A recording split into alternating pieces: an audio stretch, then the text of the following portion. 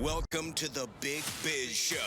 Taking care of business. You want fast-talking, hard-hitting discussions on business and finance? Maybe with a barroom slant and some really salty peanuts? We're not counting calories. We're counting cash. Before we get to the man with the financial plan, meet the money team. Costa, Mary, and Greg. Now Captain Finance himself, Sully.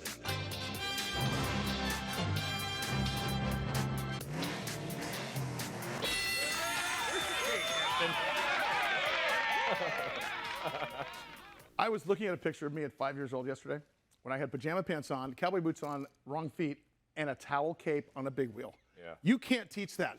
Remember when kids used to go outside and run thinking they were going to fly? Yeah, of course. Holding something also. Yeah, it was a BB gun, Red Ryder. Yeah. So what could go wrong? I'm going to get a 4.5-year-old a milk carton full of copper projectiles that he's going to just dump in the top of the barrel. Of course. And it's like, is this loaded? Totally. That was the same year they had those. Remember those red rockets with the water in them? Look, they were made out of clear red and white PVC pipe. PVC. Right. It wasn't just plastic, by the way. Yeah. It was. They didn't have the UL listing on it. I can tell because UL meant that No. you'll last at least. The Day Trader Trio is here. Good to see you guys. But you. Well, no, James is the same age as so is Brian. You guys remember those damn things? Absolutely. And Water pressure rockets. And why is it that when you're a kid you have to go like we're going to put as much pressure behind the water on this hard plastic thing that you're going to shoot in the air in the grass with all your friends? No, totally. Yeah. Yeah. I mean, but you would pass it around the circle and everyone would do it, and then you get it to go several hundred feet in the air. I know. And by the way, it would spray. Spray. Yeah. And then there was that seminal moment where someone went, well, wait a second, if I can point it up in the air, I can point it at Kevin. I also point it at Kevin. Can I also say this? Do you know why we were doing that? And because we were waiting for the lawn darts to come back from the Johnsons next door. Yep. Howie, do you know what lawn darts are?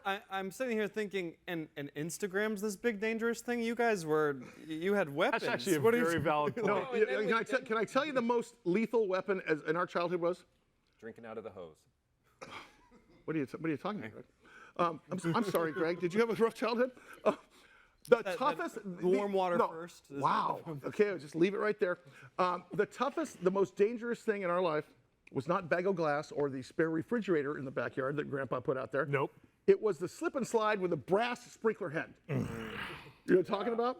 And I grew up poor. Like I grew up down in National City. And like we had no dough. I just used Visqueen that I stole from the construction site and just put water Baby on oil. Yep. Look who's here, Mary Bird Godwin, a.k.a. Crash. Howie. I don't know how. Okay, you know what? I'm just like Mary, right? I don't know why we got on this somehow, but we were talking about the other thing too was remember the water wiggle, which is basically if you turn a hose on as hard as you can. Yeah. Yeah, you didn't need the wiggle. Oh, right. God, yeah, please, sorry. Yeah. Howard's here. Our satisfaction with the economy is a thing of fear and greed, right? Yep. And it's basically they measure it every month for a reason, which is really interesting because the consumer fear index is basically the perception of the market. Mm-hmm. It means really nothing because, let's face it, most of the market runs on those two emotions, unless you're an institution. Talk about what's going on. And is it time to go into the bomb shelter yet? So it's exactly as you say. I brought out some interesting data when it comes to the expectations that people have. So the University of Michigan does these great surveys, constantly asking questions of how people think about the economy, and they always overestimate the effect. If the market's doing great, it's doing fantastic. So isn't this where buy on the rumor, sell on the news comes from? Yes, right? exactly. The exuberance. And then there's also the Fear and market greed. takes into consideration stuff that happens well ahead of time, right? Is that part of it? Well, cogent, professional, institutional investors might, but Cogent? You got anybody? Us. Anybody? You said Cogent. Anybody? Yeah. That's a 50 center, by the way. Telly Savalas played him, right? It's Telly Savalas, not Tony Savalas. But yes, Mike nailed it. An Efren Zibilis Jr. production. The streets of San Francisco. What was that word again? cogent. Cogent. No. He was thinking. We're hooked on phonics here at the Big Biz He Show. was thinking Kojak. That's what it was. Telly Savalas. Hi, I'm Devin Dunn with the Big Biz Show, and standing in for Howie today is none other than... Tis I. Devin, that's right. There's two of us. Suck it, Howie. In today's story, Taco Bell's signature Baja Blast turns 20 years old. And they're celebrating with something called a Baja-versary, which honestly sounds like when Hulk Hogan said, Trumplemania. Cue the clip. You remember? Cue the clip. And I said, let Trumplemania run wild, brother. Get it. Everyone remembers. But speaking of things that are 20 years old, let's look at the year that it was created. The same year that brought us classics like Anchorman, Dodgeball, Napoleon Dynamite, White Chicks, Without a Paddle, Mean Girls, Shaun of the Dead, which ironically is the same movie lineup you'd expect at an event catered with something like Baja Blast Gelato. That's not even the best part though. Stoner white chicks across the nation are gonna be in for a field day when they find out that Stanley Cup has a commemorative Baja Blast cup. I'm about to go down to Taco Bell and get me a Baja Blast. Which I'm told is retailing for $300 online. But nothing, in my opinion, describes the state of this country in 2024 better than the thought of the Haktua girl just Haktuing right into a Stanley Baja Blast cup. You gotta give him that huck to it. Spit on that thing. This is Devin Dunn with the Big Biz Show, and this is Devin Dunn with the Big Biz Show. Back to you guys. Show's rated M for. Wow. Great production value, Devin. Welcome to the last Big Biz Show you've ever seen. We tried. I don't know what to say. It's good to see you today. We got a big show going for you, and my question still remains that if fear and greed runs the markets, what runs the economy? And I'll tell you what runs the economy, in my opinion. Gas prices and food prices. Yeah. Because it's basically a tax on the U.S. consumer when gas prices go up. Because you don't have any choice, right? So it brings to mind, I don't want to say it, it brings to mind the EV, okay? And you're an EV fan. No, not really. Well, not anymore Have one. because Have Can't take one, a- but not really a fan. can't take a left turn or right turn lane, Greg. But the bottom line is, at some point, if you can get a self-driving EV car out to the furthest remote location in your city, okay? San Diego, California has the beach. Yes. It gets cheaper real estate-wise, the 1 mile, 2 mile, 3 mile, 4 mile. If you go out to what we would call Santee Lakes, 25 miles from the beach, imagine if you just get in your car at 8 a.m. and start working. Tell me that this EV and self-driving car are not going to solve three things. A, gas. B, infrastructure. C, the real estate market. In concentric circles, when you think about building things like, what's the sports thing up in LA called? LA Live? Yes. It was called. Where so- SoFi is? Yeah, or SoFi. Yeah. SoFi. If you look at the real estate values near SoFi, it was a slum. Yes. And now you go out all the way to, and I wish I could give an analogy for other parts of the country, but I only know 3 states. But if you go from LA to Orange County, it affected that. I'm just thinking that as long as we're bitching about gas, as long as we're bitching about food, and it's, I'm starting to lean towards your thought of EVs and infrastructure, because I think it's going to affect more than just transportation. Yeah, I agree. Okay, thanks. Good, thanks for. No, but the only problem with EVs, though, is that we don't have the infrastructure in place right now as far as if everybody grabs one for just the simple charging. Or is it The grid can't take is, it. Wait, is it that, or is it the fact that our existing infrastructure, if you drive a Mack truck over the overpass from California to Arizona, it'll collapse? Well, the weighted vehicle is one. Charging that vehicle, though, is also another major issue. If everyone in California had an EV, Oh, the boy. electrical grid could not take the capacity it overload. takes to charge them all. Right. So we're not there yet. Well, but- We've only got 1.2 terawatts as a nation. China, for example, has 2 terawatts. Cogent terawatts in one show. Yeah. My point is this: you know me, I believe they use more. With the Hope and Change bumper sticker and the Coexist, it has as much petroleum in that bumper sticker as you have in your gas-driven car. Right. I'm saying there's got to be a one-size-fits-all solution for something that we bitch about every single month: food prices, gas prices. Because the consumer price index, which is our measure of the inflation, what does it strip out, Howie? Yeah. Food and gas. Does anything else matter? Do you really care? Honestly, No. you're either going to put food on the table, or you're going to have to drive to work. So. And the way we buy food. It doesn't include, I mean, Yeah. restaurants and grocery stores are different. They inflate at different rates, and it just completely ignores. Yeah, it's silly. Okay, so speaking of unfair and what Washington needs to do, other than create a fair tax or a flat tax or put sunset provisions on that. So let's talk about the new bill. They can no longer trade individual stocks. Well, it hasn't gone through And yet. when I say they, I'm talking about it bans members of Congress finally. Hold on, Nancy Pelosi just had a heart attack. Hold on 1 second. Yeah. Okay.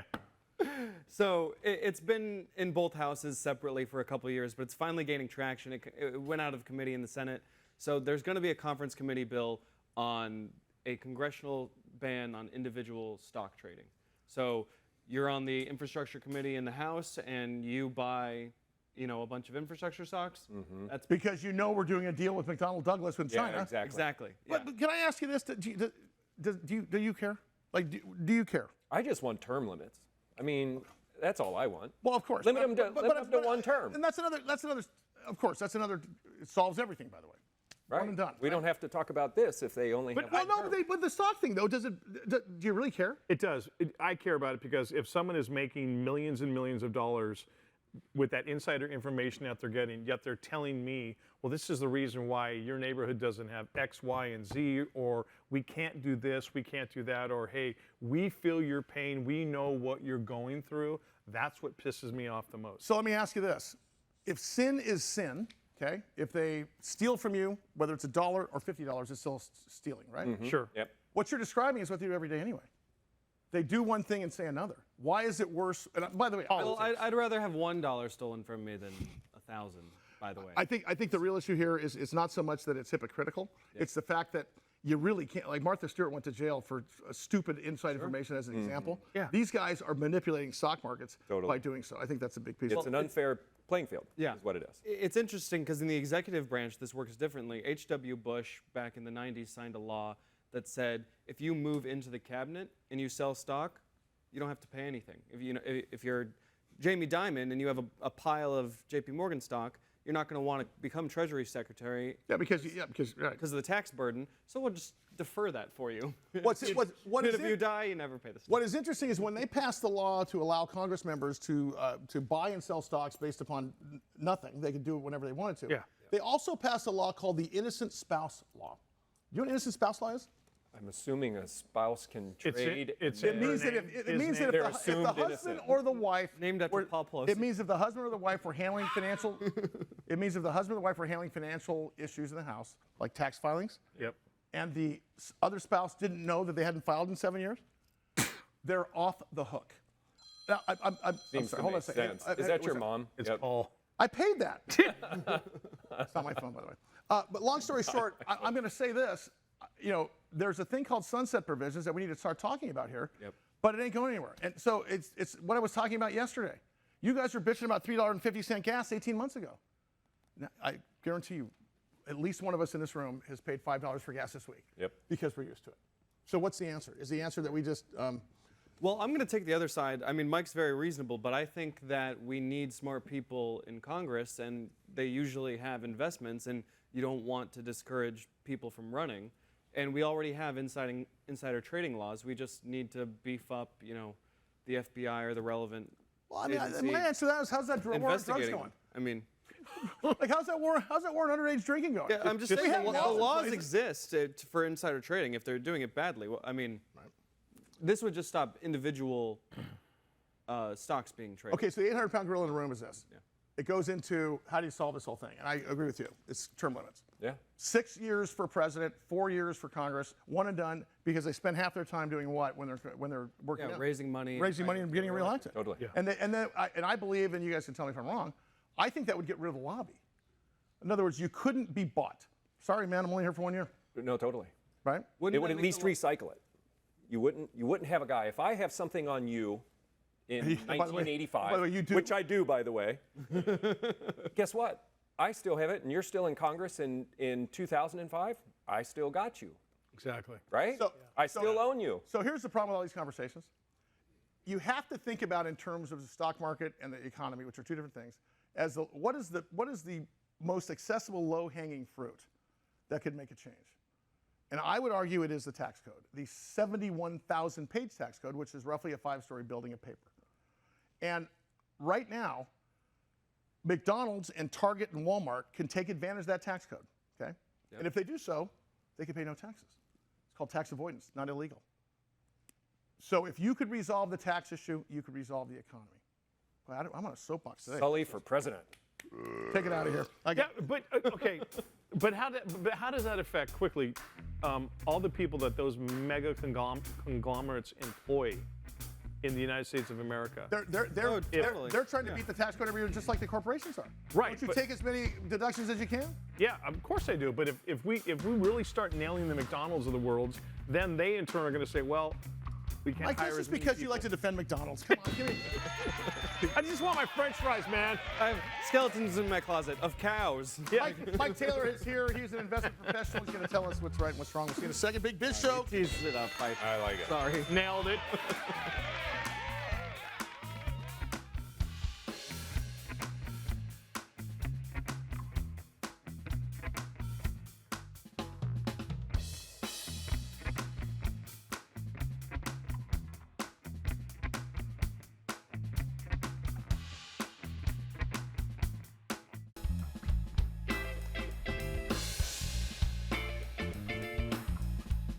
It is time for the Sports Biz Minute. It's brought to you by Prize Picks, the fastest growing daily one-day fantasy sports platform in the world. Sign up today at prizepicks.com. In Olympic news, LA will try and make the 2028 Summer Games a carless event and rely solely on public transportation. Venues for the games will be including the Coliseum, which was used for both the 32 and 1984 games in the city.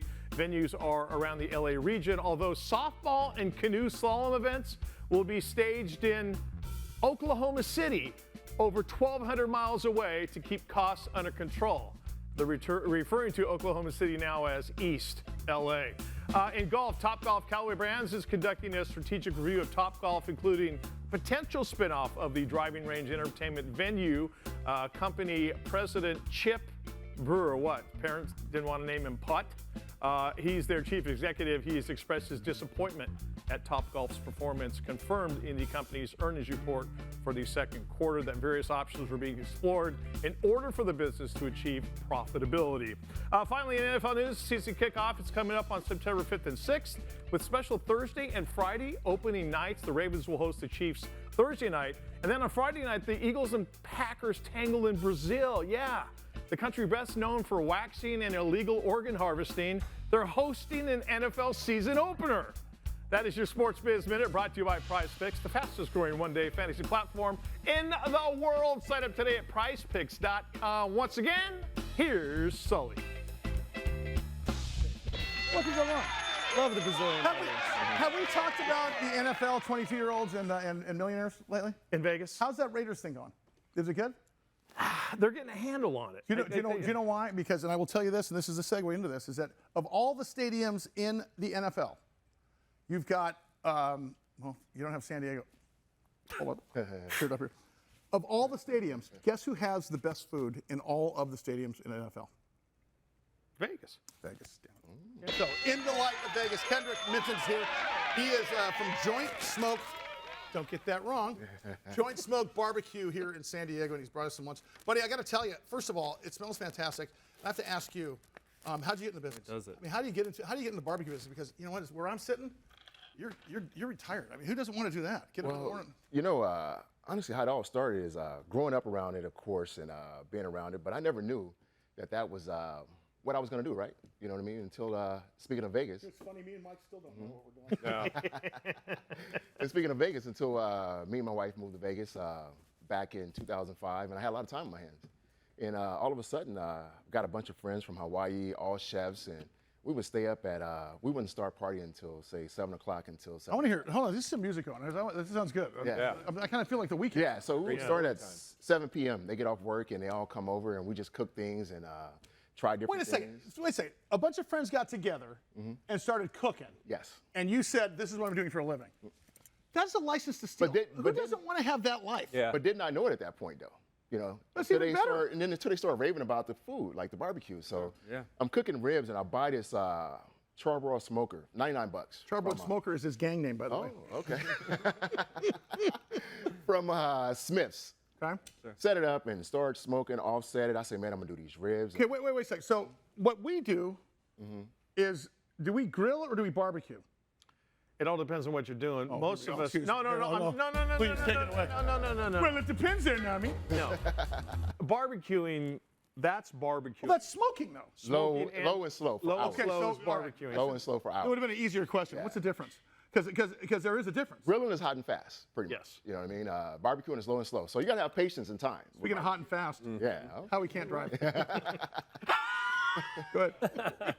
You got to have patience and time with this, and that's what it became.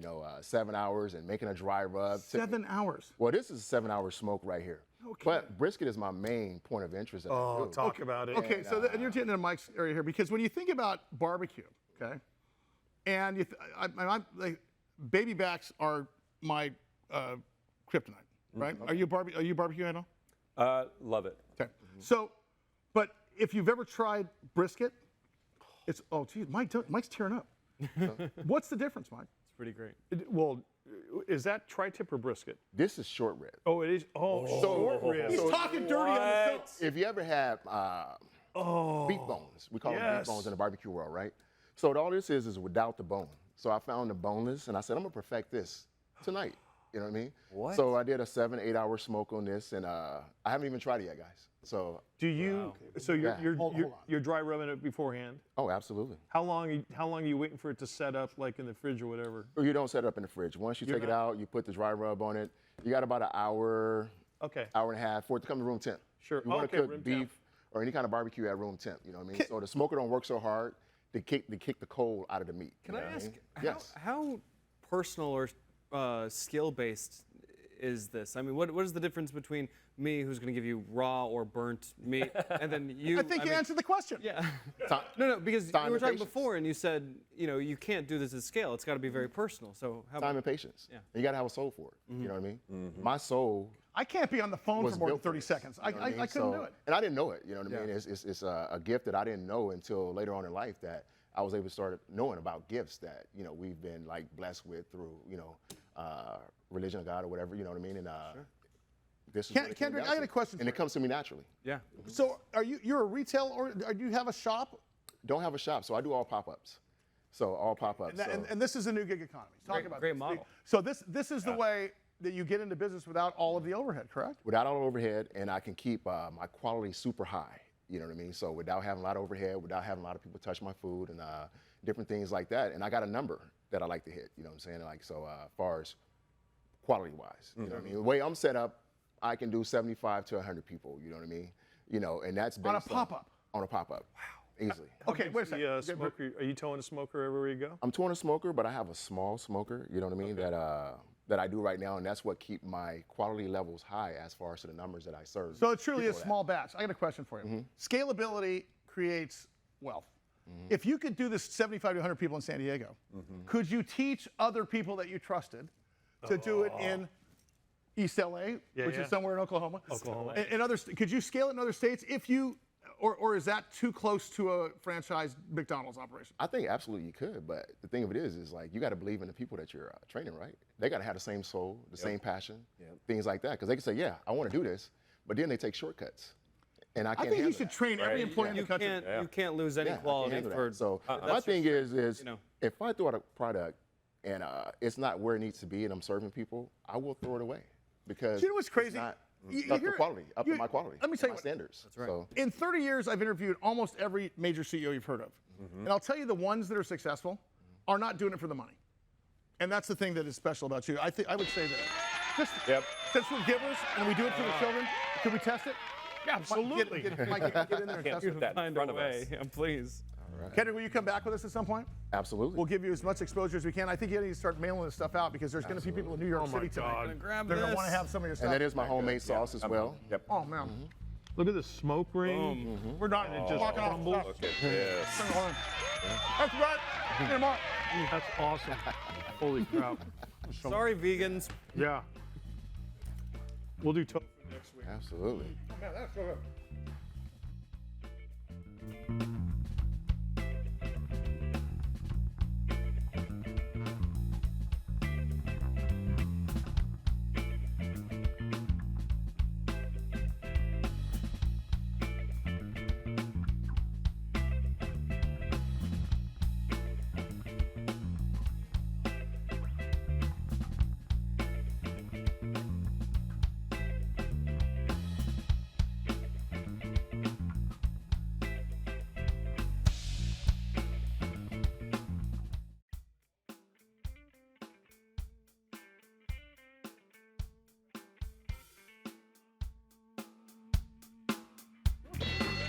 Oh, the Big Biz Show rolls on.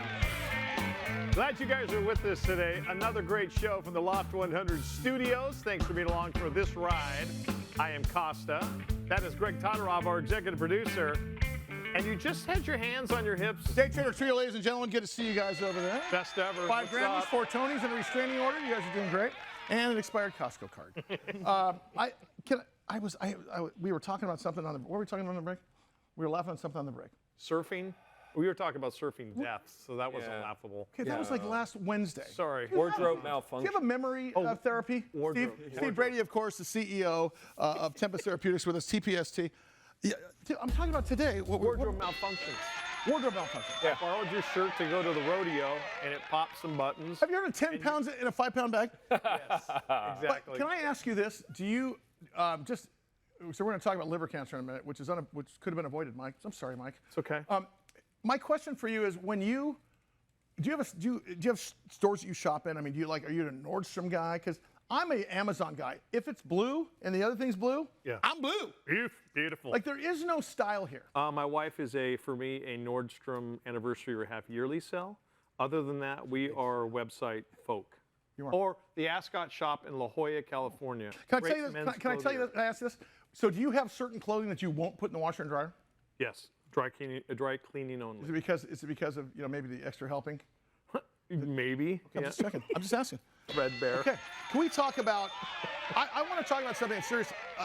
So we followed the arc of this story of Tempest Therapeutics for a little over a year, and we saw this company that found out there was a significant need for new and effective cancer treatments, and suddenly we've got this clinical stage oncology company that comes up with, and I'm going to say it, you don't have to say it because you're CEO of a company, but a cure for liver cancer potentially. I mean, we're getting close to solid tumor cancers where we're going to move the needle. 2 years ago, we keep on hearing people, we got 7% of cancers cured, which is not great numbers. I know we feel like we're doing good. We weren't doing that good. So you put out some fantastic news on phase 2 top-line data back in October. This stock, and how often in the last 30 years on this program do we talk about stock? We don't talk about stock price. We don't talk about numbers because we don't have to. We talk about the space. We talk about the company and put some light on it. We're not about promoting. I will tell you this. Because of your top-line data, and I'm staring on the barrel of 800 years old, in the history of the stock market, there's never been a one-day gainer larger than Tempest Therapeutics. Now, it was based upon fundamentals, right? Who's in the lunchroom? Steve Brady. What are they doing? We got FDA top line. It was all fundamental. I would argue that I was personally responsible for 30% of it, and that's my story, and I'm sticking to it. However, you came up with more data here in May. And I want to bring this up because there's no graceful way to do it from a company standpoint, but the investment community completely put the emphasis on the wrong syllable, okay? Missed the entire point of your last press release. Now look and I know this is highly different for many of our viewers across the country and across the world, because we just don't do this. But when you see somebody say, Patriots win, you'd expect to have a Super Bowl parade. Yeah. I want you to talk in terms of not only scientific terms, because I think we have a scientific audience, but also in terms of Johnny Lunchbucket City CEO investors, because we touched on it last time, but I think this message needs to get out, because I'm just going to say it. You're undervalued. Your market cap does not demonstrate what you are as a company. You have not said a word, but I've been in this business long enough in the investment banking side that the chances of you not getting acquired or not getting a path to liquidity are slim and none, and slim just left town. So this is a company that, I'm not talking about the science, I'm not touting anything, I'm just saying, why is there a disconnect between the valuation of this company? And by the way, this guy's taking phone calls every day who's pointing their finger squarely at you for some reason, and that it's not your fault. Is it because the perception of that press release was mistaken or not misunderstood? Because I read it 4 times today. You couldn't have put it more plainly, but people just didn't get it. So talk about what actually happened, and I'll calm down. Yeah, no. So first of all, thank you for inviting me back, guys. It's always good to be here. We love having you here. So there is no perfect answer to what happened, I believe it was in June. And one thing that bears repeating is in October, when the stock went ballistic and we put out those data were not the data. They were important, and they were exciting, and they still are exciting, but they directionally were pointing towards what we have now. Because in first-line liver cancer, as you guys know, it's a very large indication. There's an endpoint around the world called overall survival. That's what everybody cares about. I want to stop now. What do you mean by endpoint? Because we hear endpoint in biopharma in terms of FDA. Right. When as investors we hear there's an endpoint, is the endpoint the cure? Define endpoint for the rest of us. So it's a regulatory endpoint. When you go in and you do a pivotal study, you need some kind of a readout, right? And there's multiple different ones that the FDA and the regulatory agencies in China and Europe, but they all have one that they agree upon globally for liver cancer, and that's one's called overall survival. What is the rate that people are living in your new investigational therapy? So by the way, it's also the gold standard. I was going to say, this is the accepted industry gold standard Yes. for here. So there is continuity to where every company who's vying for this is shooting at the same bar. Yeah, correct? in fact, what's evolved in drug development over the years is people have been trying to negotiate with FDA and everybody else to do things that aren't OS. They've been saying, can I do a surrogate? Can I do something that will result in people living longer? The data we came out with just recently and the data that we're going to be generating if we do the phase 3, it's all OS. And the beautiful thing going into it is that you're saying you read it 3 times. The data we just came out with out of the phase 2 are great. So what they missed was we hit the endpoint goal, and the reason they missed it was because people didn't die? Well, Is that- I think is that too- is that this too is where you simple? get into imperfect answers. I think there's a few variables happening here. One is that, and I guess I should technically say these are my views, even though a lot of people I know share them with me. No, and we play a disclaimer also. I mean, look, we're not touting the stock, but I think the story needs to get out here because this is a NASDAQ publicly traded company. There are people that own this in their retirement accounts. Right. And 1 + 1 does not equal 2 today, and it hasn't for a couple of weeks because somebody misread the press release, or we didn't do a good enough job here on this program, or whatever. But we missed the point. I think it's important for the next several times for us to let's get the point out there because you reacted in a way that has never been seen by the stock market in October. We should have seen similar, maybe not to that extent, but we should have something seen dramatic. Right. I agree with you. So- Yeah, no, we were flabbergasted because again, everything in October was pointing towards this. Then we had the this. And so instead of it going sideways or going south a little bit, it should have done something. What did people mistake it for? Because they read it as one thing when it was really another thing. You and I have talked about this off the air before. I think that they hear it didn't hit an endpoint, and they maybe took that as a negative. And that was I don't know. I actually mean, maybe. So when we talk to our analysts and the people covering the stock, there's another positive fact that we came out with in June 2. We got the data. So we hit the 6-month improvement over the standard of care. So the #1 therapy worldwide, we hit a 6-month improvement in patients living over that in this phase 2. But 50% of our patients are still alive as of that read. So that can actually get better. And patients were still on drug. And so one of the analysts said, I wonder if that's cutting both ways. I just wait. Living way too People long. living longer, people living longer, and proof of concept is cutting both You're ways. saving too many lives. Steve. Well, I mean, because theoretically, if you're a strict statistician, numbers can shift either direction until something is 100% done. I choose to look at, when I look at the overall data, because by the way, the other thing was when we looked in the data, we went into subpopulations, right? Because there's all different groups, whether you're cirrhotic or, different types of indications. And the survival benefit was being maintained across all the, key subpopulations. But people can't live less than they already have. So in that sense, the data can only go God, one I way, feel right? like I mean, are you having an out-of-body experience? I'm looking down at you guys. no, I'm floating. But the math adds up. I mean, not to ask a religious question. No, but no, how no. much It's actually, unfortunately, it's the stats question about how you build a Kaplan-Meier. But at the end of the day, what we're excited about internally, stock market aside, is what do people want from us next? They want to know what the FDA says, right? Because we can have great data, go to the FDA, and they say, well, we don't agree with the way you want to do this. The thing that was best out of the phase 2 is the thing that we're going to go to FDA with to get the drug approved, and we're going to design. And you couldn't have gone to go to the FDA if it had not hit those marks. Yes, I think that's right. important. We wouldn't have an argument. Before you get out of here, what does the second half of the year look like for you? What's next? We're going into phase 3, trying to fund phase 3 Yes, potentially. but What do you we think? still need to fund the phase 3. The biggest next thing for us is when do we get what are called our FDA minutes? When does the FDA, we have formal interactions with the FDA. We've guided the street that we expect to hear back by the end of summer, which is sort of, soon.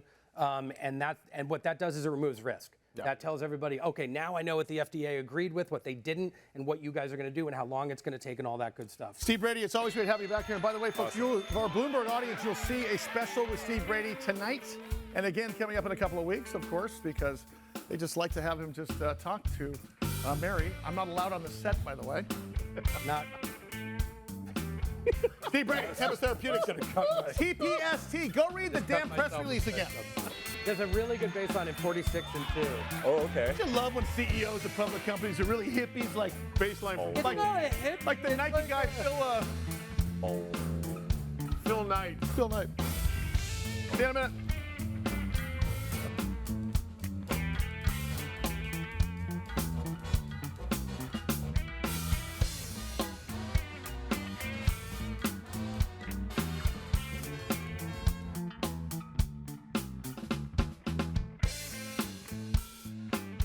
The Big Biz Show from the Loft 100 studios in sunny Southern California. In over 175 countries and all the ships at sea on the American Forces Network. To our brave men and women of the United States Armed Forces, for what you do, what you have done, we salute you as always. Costa, Greg Todorov. Thanks to Kendrick Sully for bringing in meat. Oh my gosh. Oh, yeah. You know, So good. When you're walking by the TV and they got Food Network on and somebody's doing the smoking thing, you always hear about it. Yeah. I never actually tried that. Even when we were playing in Austin, I never tried it. I default to the ribs. Yeah, ribs are awesome. Default to the ribs. Oh yeah. Boxing reference there. Yeah. No, but it was fantastic. And what's Phenomenal. interesting is, well, it's like my daughter Delaney, who's a doctor of physical therapy, is not opening up her own practice. She's licensing out her name called Sway Physical Therapy and teaching new physical therapists how to get clients in every city and take a little chunk.